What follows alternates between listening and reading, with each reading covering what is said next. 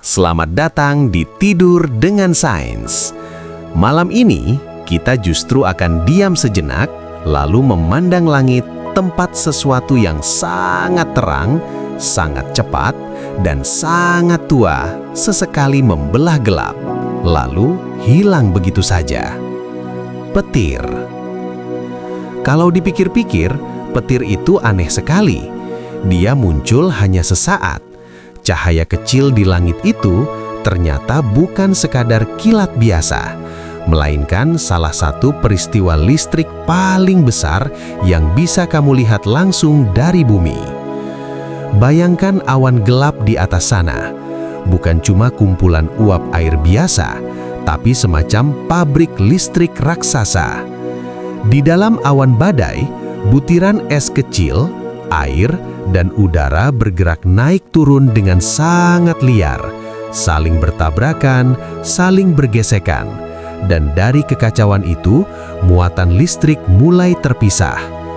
Bagian atas awan cenderung bermuatan positif, sementara bagian bawahnya cenderung negatif.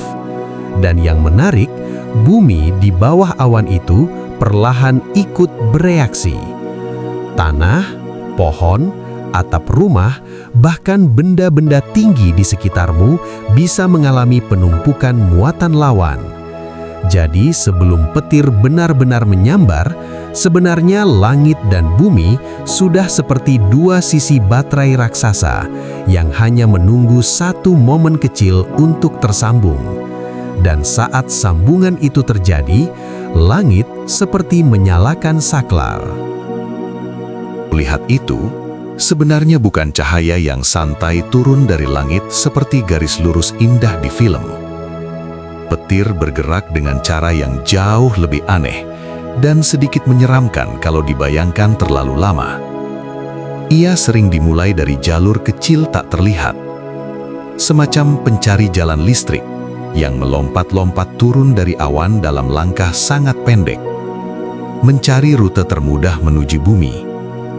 Gerakannya bercabang, seperti akar pohon yang tumbuh terbalik di langit. Lalu, ketika jalurnya tersambung, arus listrik besar melesat naik dan turun hampir seketika. Dan itulah yang mata kita lihat sebagai kilatan terang. Yang lebih mengejutkan, suhu petir bisa mencapai sekitar 30.000 derajat Celcius. Itu jauh lebih panas daripada permukaan matahari. Jadi ya, petir yang tampak seperti garis tipis di langit malam itu, sesaat bisa lebih panas dari bintang yang menyinari siangmu. Dan suara guntur ternyata bukan suara petir itu sendiri. Guntur adalah suara udara yang dipaksa memuai sangat cepat karena dipanaskan ekstrim oleh kilat tadi.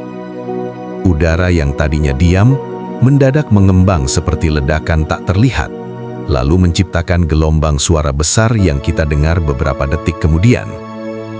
Makanya, kita selalu melihat kilat lebih dulu, baru mendengar guruhnya. Bukan karena petirnya pelan, tapi karena cahaya bergerak jauh lebih cepat daripada suara. Kalau kamu menghitung jeda antara kilat dan guntur, sebenarnya kamu sedang diam-diam mengukur jarak badai dari tempatmu. Setiap kira-kira 3 detik jeda, kurang lebih berarti petir itu berjarak sekitar 1 kilometer. Jadi, bahkan dalam rasa takut kecil yang sering datang saat hujan malam, manusia tetap bisa membaca langit, hanya dengan menghitung, dalam diam. Rahasia petir belum selesai. Karena petir ternyata tidak selalu menyambar dari awan ke tanah.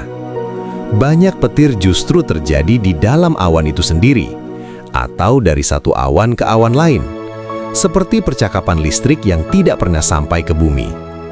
Jadi, sebagian besar drama di langit sebenarnya berlangsung diam-diam, jauh di atas kepala kita.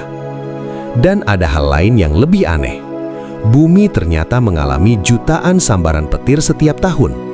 Bahkan, rata-rata ada puluhan hingga ratusan petir yang terjadi di seluruh dunia pada saat yang sama. Saat kamu sedang rebahan tenang malam ini, di tempat lain di planet ini, langit mungkin sedang berkedip tanpa henti. Bahkan, petir bisa membantu kehidupan. Terdengar tidak masuk akal, tapi salah satu teori ilmiah yang sangat terkenal menjelaskan bahwa petir pada bumi purba mungkin ikut membantu membentuk molekul-molekul penting bagi awal kehidupan. Seolah-olah sebelum ada manusia, sebelum ada kota, sebelum ada suara dan nama, langit sudah lebih dulu memasak bahan-bahan dasar kehidupan dengan kilatan cahaya liar. Petir juga membantu nitrogen di udara berubah menjadi bentuk yang lebih mudah masuk ke tanah, lalu dipakai tumbuhan. Jadi sesekali, badai bukan hanya menakutkan, dia juga sedang memberi makan dunia dengan caranya sendiri. Dan kalau kamu pernah melihat petir bercabang sangat indah, itu bukan kebetulan visual. Listrik memang cenderung mencari jalur yang paling memungkinkan, dan alam sangat sering menciptakan pola yang mirip. Akar pohon, pembuluh darah, sungai, retakan kaca, bahkan petir. Seolah-olah alam suka mengulang desain yang sama, hanya beda ukuran, beda tempat, beda cerita. Coba bayangkan sekali lagi. Langit gelap di atas sana. Awan-awan bergelak pelan. Lalu di dalamnya, ada jutaan tumbukan kecil yang tidak kita dengar. Partikel-partikel air dan es saling bersentuhan, saling memisah, saling menyimpan tenaga, sampai akhirnya dunia atas dan dunia bawah tersambung hanya dalam sepersekian detik. Dan mungkin itu yang membuat petir terasa begitu misterius. Karena dia datang sangat cepat, tapi menyimpan proses yang sangat panjang. Seperti banyak hal dalam hidup yang tampak tiba-tiba dari luar, padahal diam-diam sudah lama terbentuk di dalam. Jadi, malam ini, kalau suatu saat kamu mendengar hujan dan langit sesekali menyala di kejauhan, mungkin kamu tidak akan melihatnya sebagai sesuatu yang sekadar menakutkan.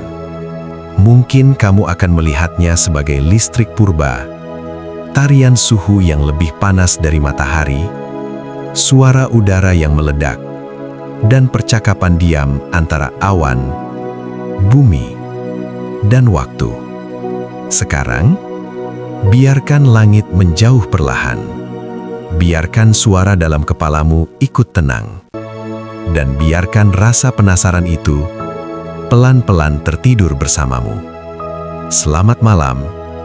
Dan sampai jumpa di Tidur dengan Sains.